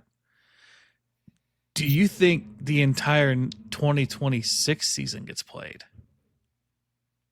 They'll play the whole year because the CBA comes up. They're just going to have some nasty But do you think there's going to be some disagreements during the season prior to December 1st? Yeah, for sure, but I don't think they'll work stoppage for it. I think they're going to do the whole public, putting everything out in the public in so much of like, hey, we want this, we want that, whether that's coming from owners, which there's already been on record a bunch of owners, like the Baltimore Orioles owner, putting it on record, right, saying he'd like a salary cap. Like there's already kind of already been, I don't know how you describe it, just people putting stuff out into the ether. Yeah. And I think it's just going to get a bit uglier. It's going to get a bit contentious, possibly between the players. Is Tony Clark still the president? I believe so, yeah. So it'll be a bunch of Tony Clark interviews are going to happen this next 12 months. And same thing with the ownership, with Manfred being the face of the owners. I think it'll get ugly. I don't think it'll work stoppage at 26. It had to be something really ugly and difficult. I agree with that too. I was just thinking 94, how that happened. Obviously that wasn't a CBA thing. That was just, they just got angry and they said, we're not gonna deal with this. Yeah. It has to be something monumental that would cause 26. It's gonna take let's just say every owner says, hey, we want this, and the players are like, no, and they go, all right, and then it's like an owner strike or something. Lockout. Yeah. It could, but you need 23 of the 23 of the 30 owners to agree on something. I think they could get that. I don't know. I think it'd be close, but yeah. I think they could get the minimum. Obviously, I don't think the Dodgers are going to be a team that wants a salary cap. I doubt the Yankees want a salary cap. I doubt the Red Sox want a salary cap. I doubt the Mets want a salary cap. The Phillies probably don't want a salary cap, even though they don't. You know who'd like a salary cap? Cincinnati. No, Chicago Cubs and the Ricketts. Oh yeah. Because then they could just make a ton of money and keep their salary low, like they've been doing since 2016. But anyway, that's another podcast. The Red Hot Cubs podcast. Yeah. Crap on the Cubs podcast. Yeah. We can go on days for that. But yeah, no, there had to be something really big. I mean, honestly, you know what? If the Blue Jays win the World Series, I think a lot of people go, well, see, the Dodgers don't win every year. If the Dodgers come back and win the World Series, the Blue Jays spend money. Yeah, but they're not like Dodger level where they got homegrown players. You know what I mean? Yeah. It's not like they took Vlad Guerrero Jr. from, I don't know, Colorado. You know what I mean? And just signed him. Their payroll this year is $255 million. But what free agents do they got? Scherzer, Springer, Springer, but he's like the old veteran the wily veteran, right? But anyway, not a Blue Jays podcast, but Yeah. I think Kevin Gossman's making 23. George Springer's making 24. Jose Barrios, 19. Max Scherzer, 15 and a half at like 55 years old. Yeah, I don't know. I feel if the Blue Jays win the World Series, I think people kind of go, oh, okay, so the Dodgers aren't that, like money doesn't equal World Series win every year. Yeah, but then you also have 2 of the top 5 highest payrolls in the World Series. So It's like, are we ever going to have a chance? True. Like, are the Orioles ever going to have a real chance? Are the Royals ever going to have a real chance? And they got lucky in 2015. They got the Giants. They got the Giants on an odd year. That's when the Giants were winning every even year. They went to the World Series in 2014. They're not lucky. Well, no, but like they somehow they were manipulated the system. They were a good team. Like they had great players at a young age, but then that's how you have to do it as a small market. But with the way they handled it is they went all in and they couldn't rebound from that because they didn't have the Dodgers won the World Series last year and added. Well, that's why it would be bad if they win back to back, because then that aids the argument of like you just spend and you win. And obviously, yes, I get the Blue Jays, but the Blue Jays got homegrown guys. They're not taking guys like Max Fried from, where is he from? Pittsburgh or whatever. You know what I mean? Like or Garrett Cole. You know what I mean? He's not going to the minor league teams inside Major League Baseball and just plucking the good players. You know what I mean? So I feel like they got Anthony Santander, free agency. Oh, he's been terrible. Yes, but he spent a lot of money on him. Chris Bassett, free agency. Okay. Jeff Hoffman, free agency. Scherzer, free agency. Let's see. And these are not core guys, though. That's the thing. I think they thought they're core guys. Like Vladimir Guerrero was an amateur free agent. Like obviously, as like a young kid. They traded for Barrios. They traded for Andres Jimenez. They drafted Bo Bichette. A lot. They have a lot of waiver acquisitions and trades. They're more of a trade team compared to the Dodgers. I guess. I don't know. I guess maybe just the vibe is different with the Blue Jays. Like no one's saying the Blue Jays are ruining baseball, right? Yeah. Like everybody's. I agree. I understand. You got it. Like Loria, you got to spend money to make money. So like, a lot of people then are going to have that counter argument pushing back on you, Ricky, by saying you should be mad at your ownership group for not spending. It's like yes and no. Economics, man. Like it doesn't work like the TV deal that Los Angeles has. I'd like to see, I guess, what's the TV deal up there in Toronto? Because to be honest with you, Toronto is the most American Canadian city. It's a very international city. It's closer to New York than it is Montreal in terms of culture. You know, so it's kind of like it, and it's a big market as well. Yeah, their TV deal in Canada is through Sportsnet and TVA Sports for French games. And then they obviously get the Apple TV Plus for Friday night games. And they obviously get revenue from like Fox and stuff like that. But I'm not seeing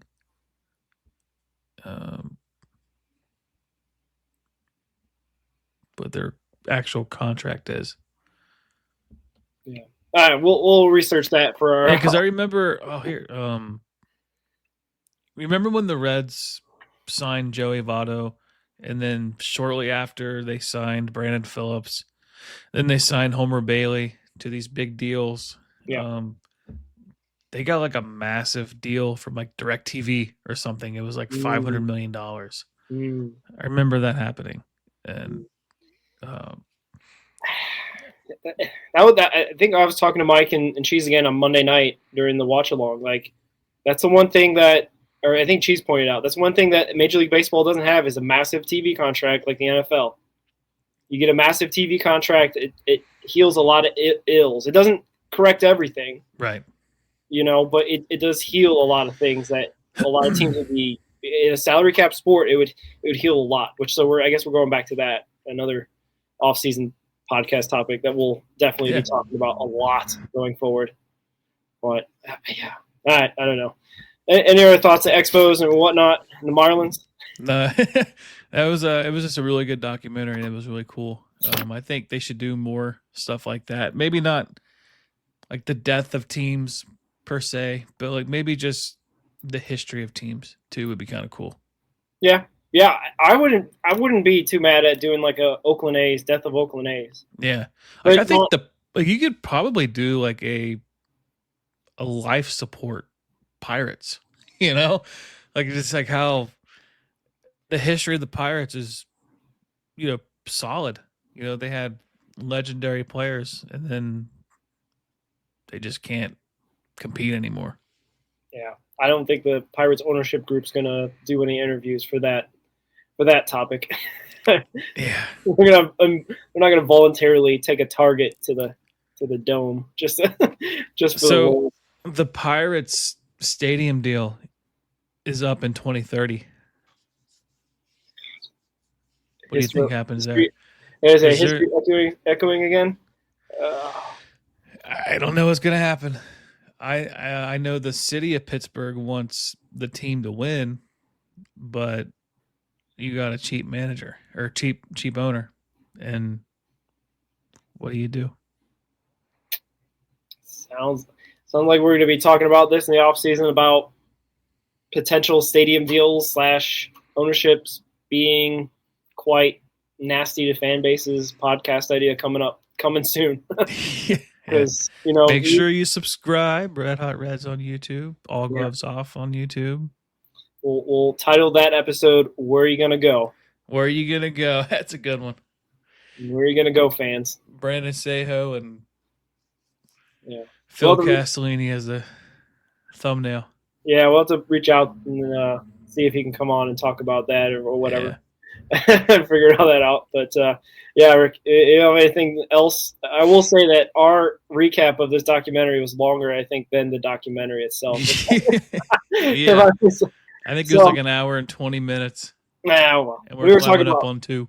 We were talking about all sorts of tangential stuff as we like to do. So this off season so far. So if you don't have anything else, then we'll do our usual sign off and go Reds and Expos. Go Reds and Expos.